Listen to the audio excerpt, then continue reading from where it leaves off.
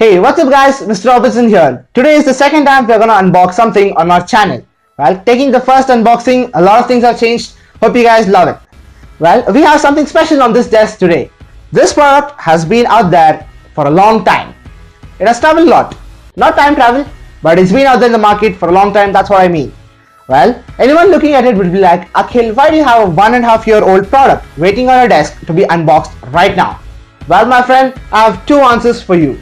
First reason, this was initially released and the price with which it was quoted was not in quite competition with the others. It fell a prey to the competitors and hence couldn't shine. Secondly, it was manufactured by Lenovo.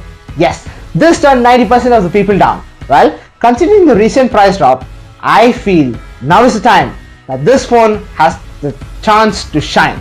Well, in this video, let's find out whether this phone deserves your spotlight while choosing a smartphone for the pocket.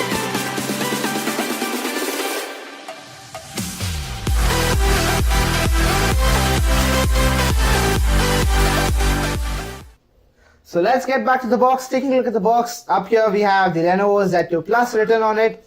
We have the Lenovo service and warranty seal, which is a good sign. A little more bit of branding on the sides so that wherever you keep it, people notice that it's the Lenovo Z2 Plus.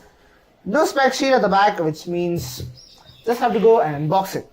Let's do the fun part.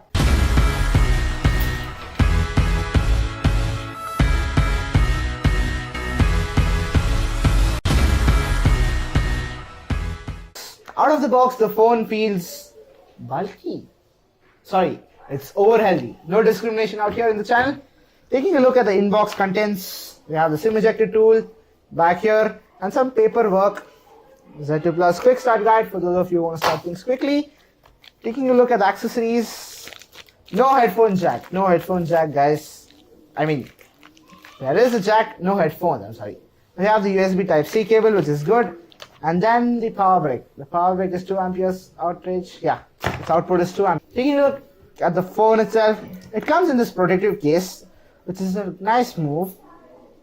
Good by company. The case doesn't seem much of a protection to me. Wow, it's glass on both sides. The glass sandwich design. Peeling off the sticker. Ooh. Feels nice.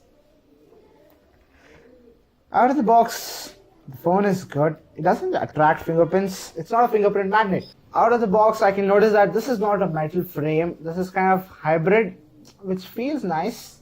So up in the front, we have the 8 megapixel selfie camera, the mono firing front speakers, earpiece, then the fingerprint scanner, which doubles as the home button. This is pressure activated. At the back, we have a single camera, that is the 13 megapixel camera with a single tone LED flash. We have the volume button, the power rockers, and the SIM tray all at the same side. So the other sides are empty. Moving it down, we have all the ports, the mono firing speakers, USB Type-C. Thumbs up to that. This is all it's on the outside. The main selling point or the highlight of this phone is the hardware it packs. It has the Snapdragon 820 chipset. The Snapdragon 820 was the flagship processors or the best the company had in 2016. So yeah, this is 2 generations old.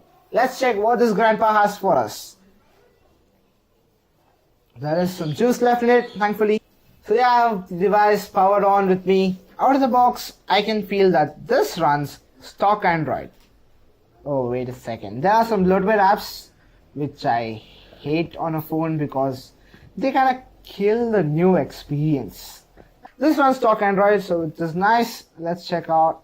As soon as I connected to the Wi-Fi, I found out that there is an update available. And out of the box, it runs Android version 6.0.1.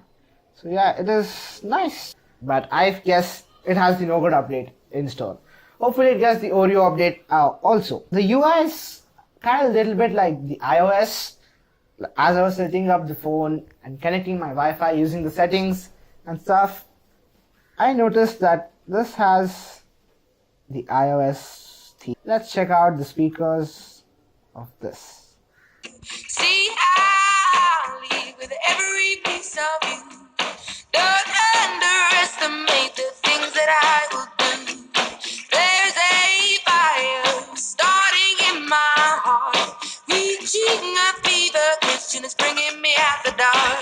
So as we heard, this has a pretty decent speakers, not the loudest, but at any given point it doesn't lose the balance between all the components like the bass, the treble, the voices. It maintains a good balance and there's no distortion.